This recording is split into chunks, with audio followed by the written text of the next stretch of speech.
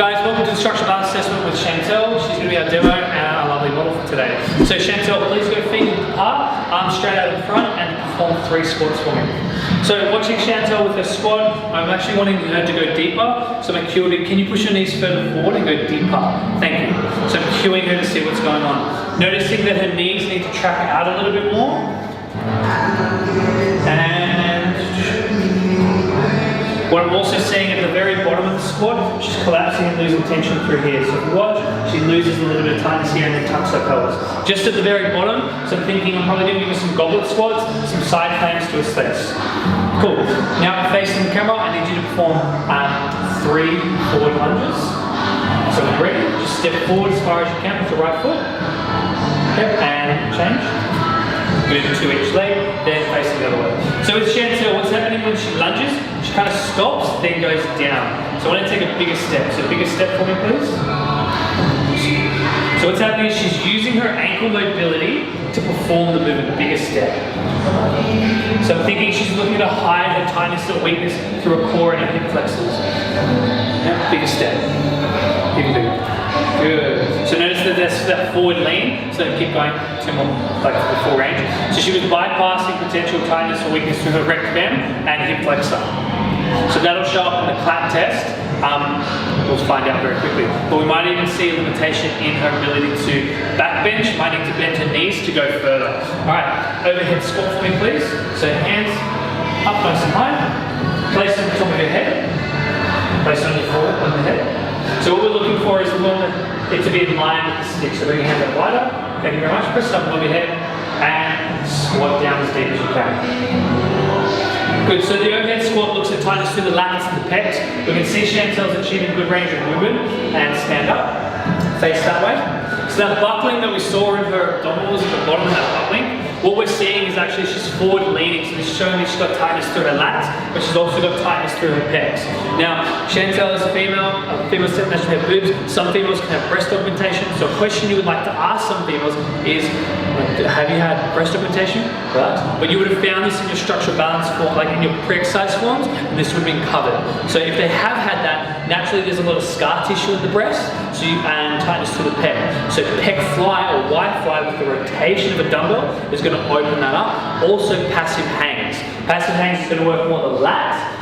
Supinated to get more out of the lat, and then I'll superset that with dumbbell Y pec flies to hit the pec, which we've done, it's proved, awesome, so it works. But something to think about females, I've never had a guy with pec implants, but if that ever happens, scar tissue, tight pecs, gonna happen. Again, also with desk posture. Alrighty, so Chantelle, facing that way for me please, and touch your toes. Yep, stop, come back up. So you notice that she's bending her knees, so she's already compromising her form. Squeeze your quads as hard as you can, push your bum back as far as possible. Stop, seeing that rounding in the back, that is her range of movement. That shows me there's a limitation in her ability to hinge. Back up, so I need to implement hip hinging movements, or better to practice hip hinging. Okay, and hands on your hips, and back bend for me.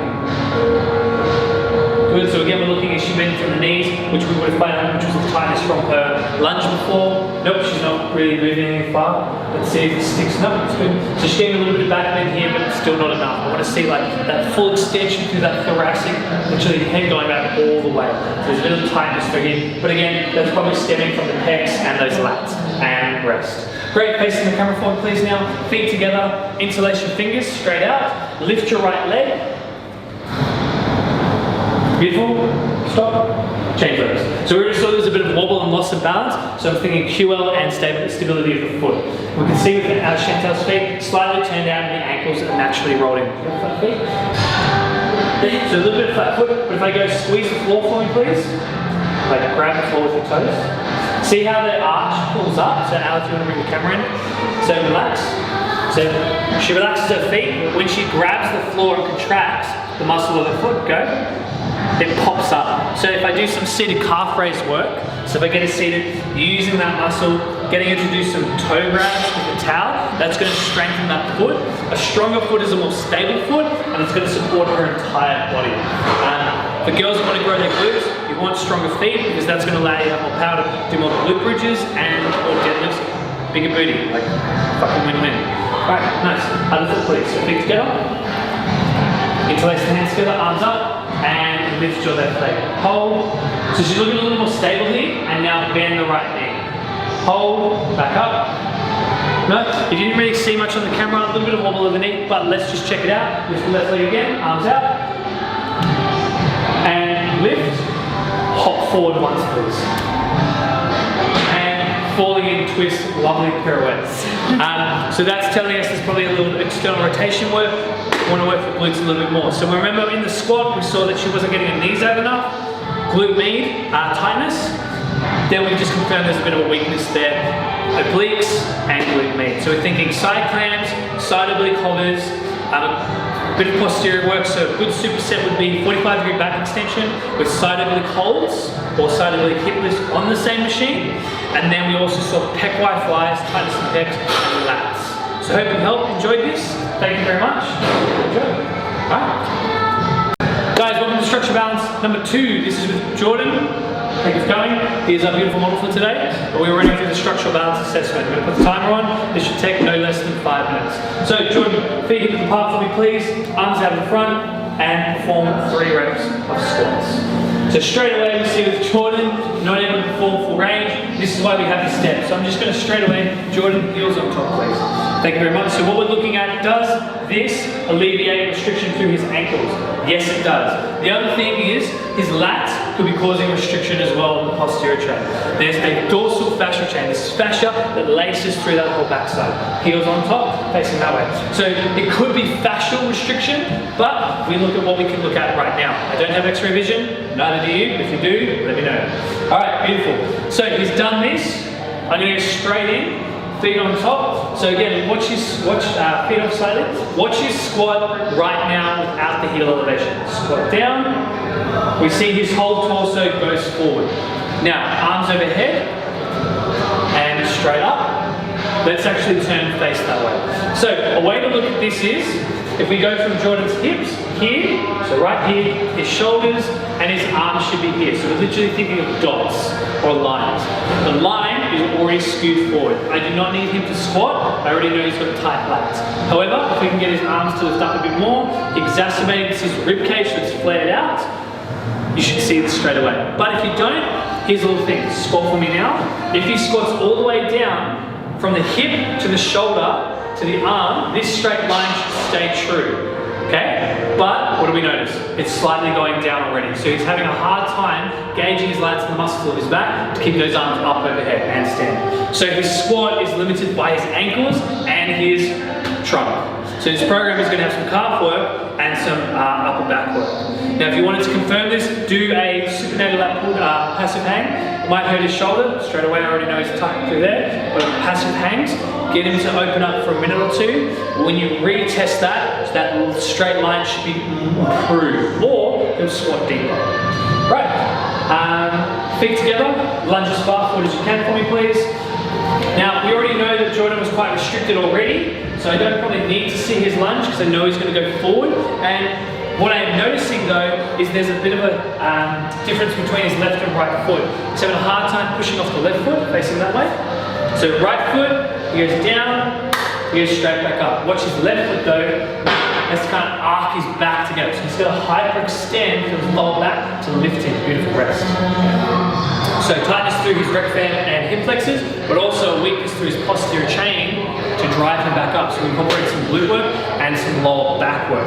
Deadlifting, 45-degree back extension, Superman's reverse hypers. If we now test Jordan, deadlifting, can he do it? Touch toes, slowly, stop, straight away in the lower back. So if we go back down, if I look at where his hands are, the bar, if he was to deadlift back up, would have to be starting from above his knees.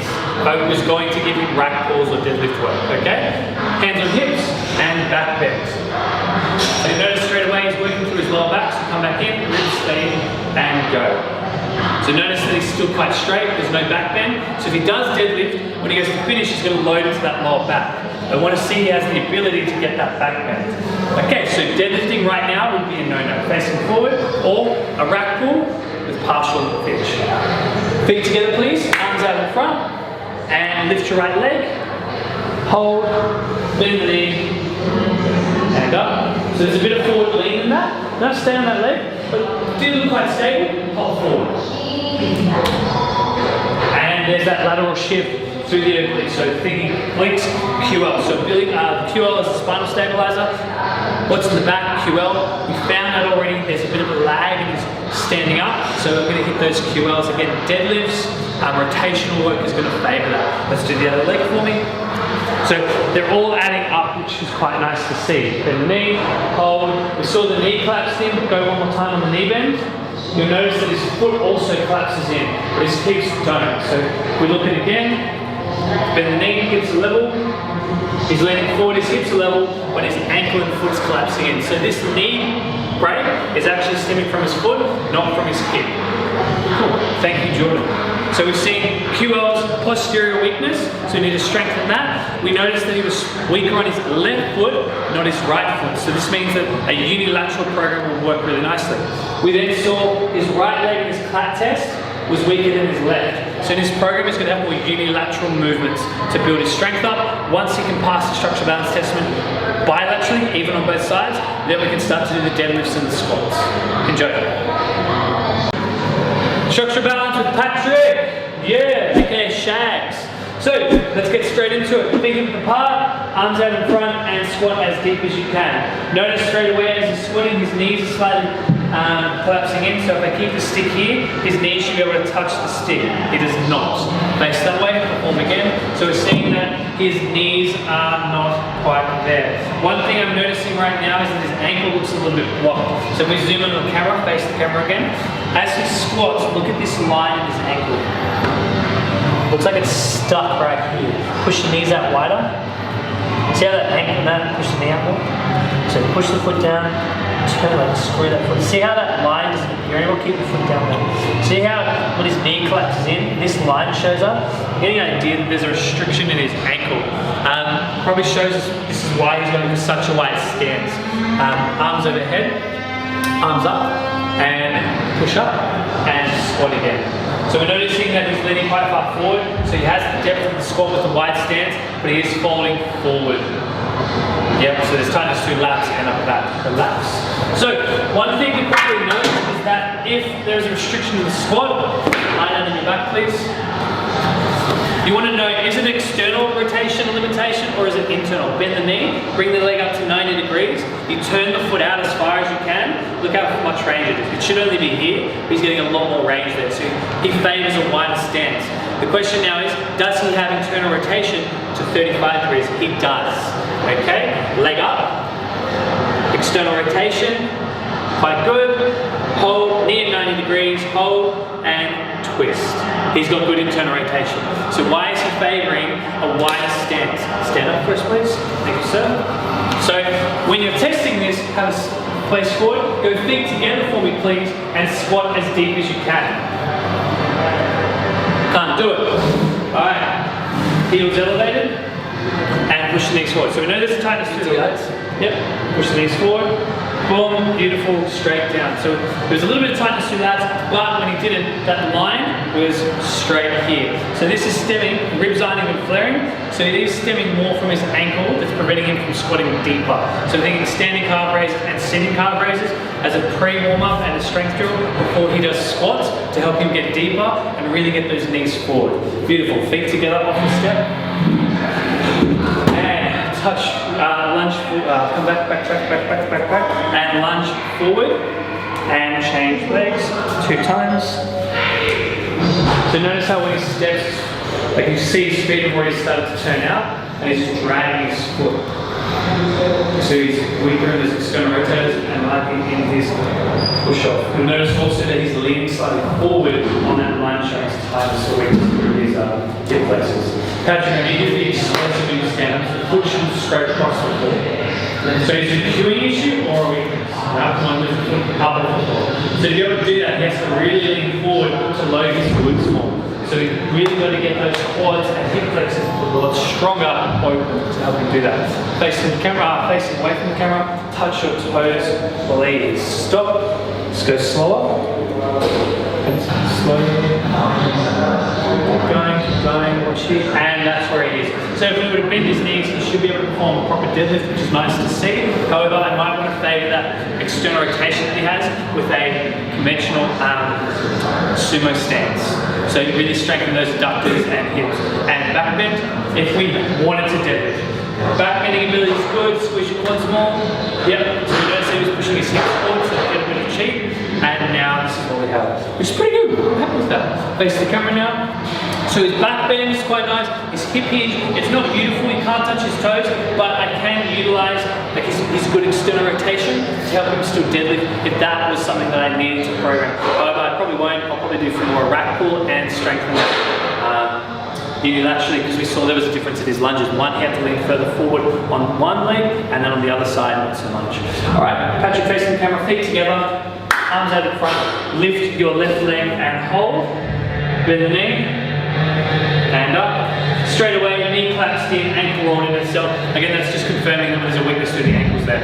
And lift the right leg up, arms up from the back side, and bend, and up. So there's a bit of a wobble there, and he's having to go forward. Again, why is he going forward? Because he's looking to compensate from those hip flexors and psoas. So again, we're going to strengthen ankles, we're going to bring in split squats, strengthening unilaterally through that hip flexor psoas region, and we're also going to be working on his feet together, quad squat.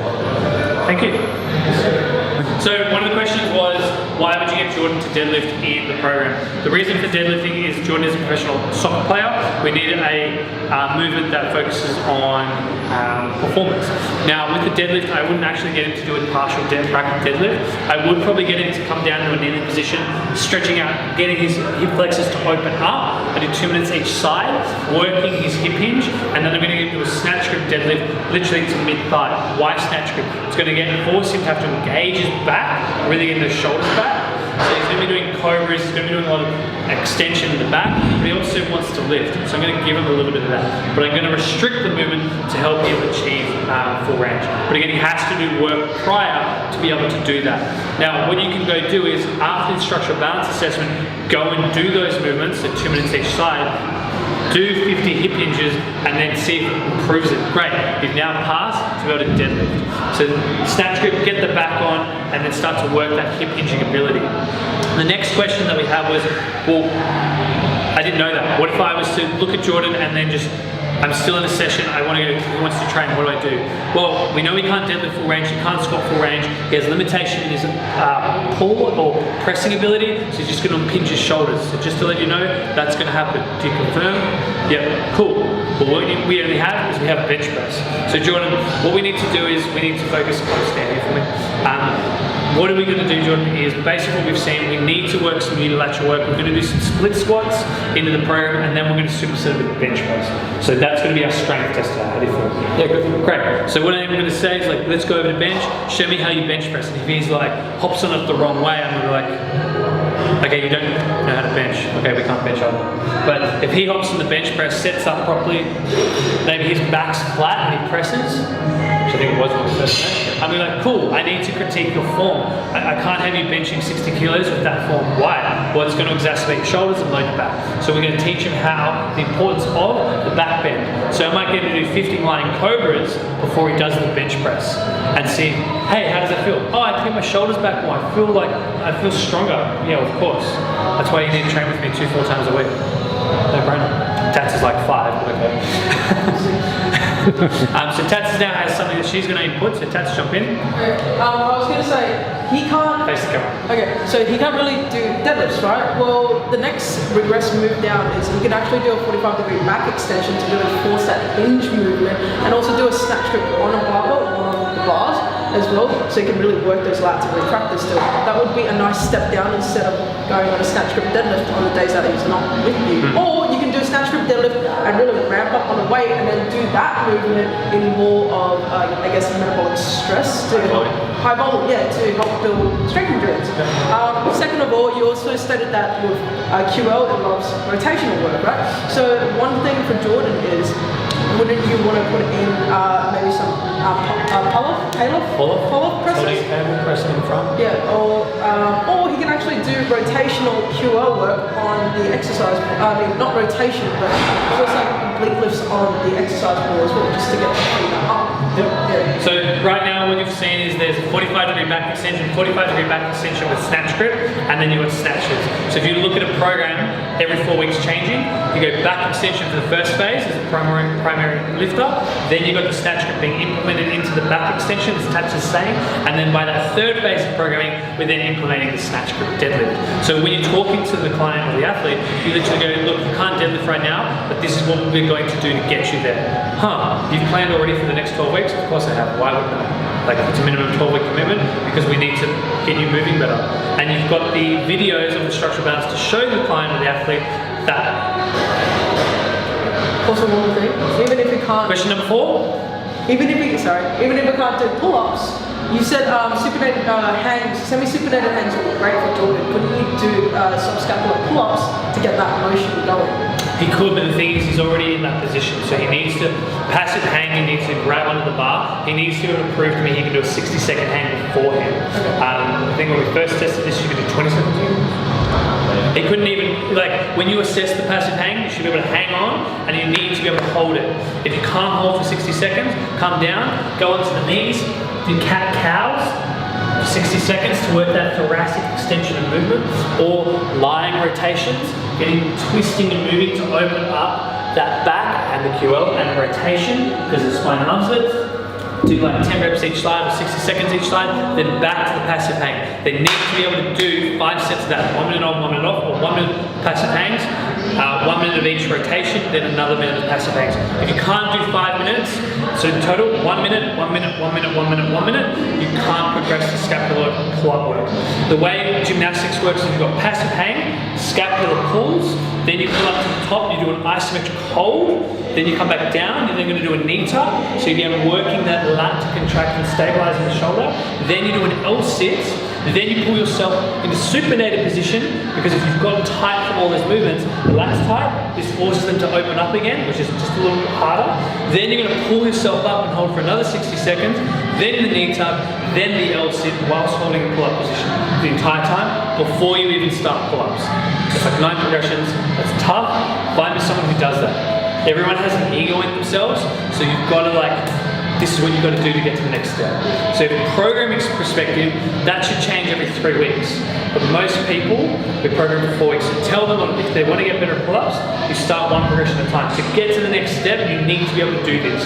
If you don't, you're going to find when you get to pull-ups, your arms are just going to cave and die. Olympic gymnasts do not get points for pull-ups or muscle-ups. You want to know why? Because it's a low-grade skill. Like, show me someone do an iron cross. That's so much more demanding on the biceps, on the shoulders. So these gymnastic movements are very demanding. So this is why they're not marked, and this is just the criteria to get there. It takes 6 months. So yeah, correct in what you're saying, but I would recommend the passive hanging. That's how I would approach it. Look, we can do scapular pull-ups.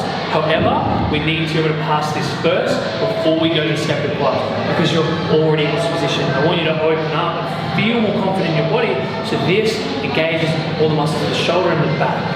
You could do it, but he might not feel those muscles as much. So we're better off just explaining to him why. The question that you could do is you could lean him back on a lat pull down so you can start working on that scapular movement in a different position. Would you go for a semi-supinated movement? You could do that with semi-supinated, or you can even get him on a bench, work with the scapular rows, and then pulling the elbows back so he starts getting that movement of the shoulder. So just by changing the angle, we can still work that scapular movement, because we're taking it from here to here, so we can still get a feel for scapular movement. Okay, we could even do a PNF dumbbell. Single arm PNF stretch would be beautiful. Yeah. So that's bending on forearm one and then twisting that dumbbell. So that's going to help open the capsule of the shoulder so you can get more range. Awesome. Any more questions from the guys?